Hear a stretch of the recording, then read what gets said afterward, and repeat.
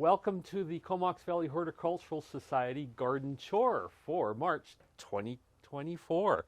I'm here with Frank Hovenden. He's going to introduce us to some pruning implements that he's going to be using to prune a fig. Yes, that's right. We have a nice big fig out back, and we're going to do some roses as well. And I think we can get started. So Frank, what have you got here for pruning your trees? I've got some of the tools and implements of destruction we're going to be using today, but I just wanted people to get ready. We're going to be pruning roses. Now, roses are nasty. They bite. So always have a pair of gloves.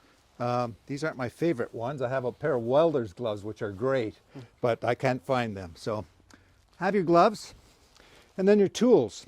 This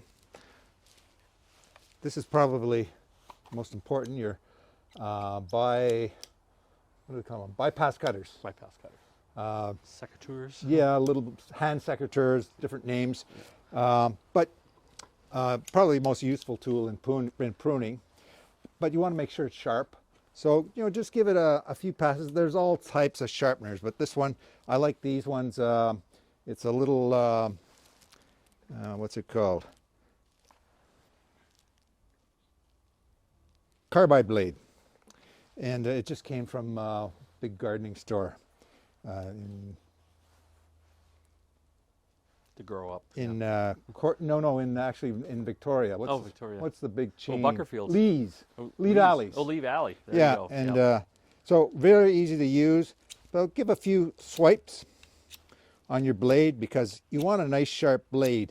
You want a blade that's going to cut and not.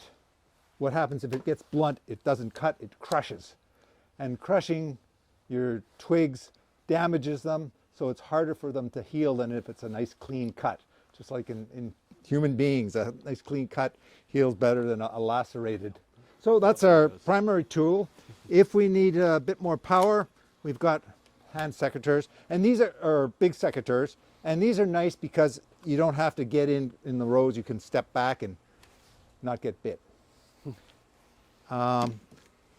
Even further on that, I don't know if we'll be using this at all. I use it in blackberry control, where you can really step back and stay away from the business end.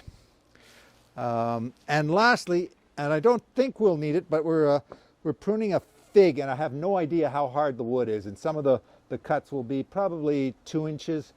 So I have a chainsaw here as well, if needed.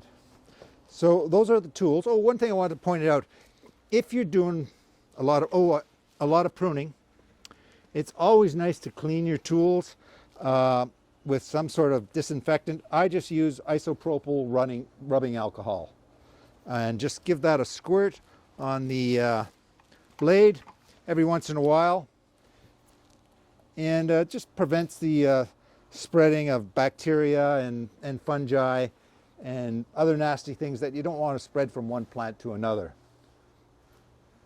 Got a little cloth there, just wipe that off.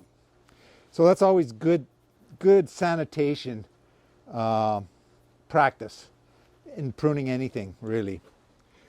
Some things are worse than others. Notoriously bad are your maples, Japanese maples.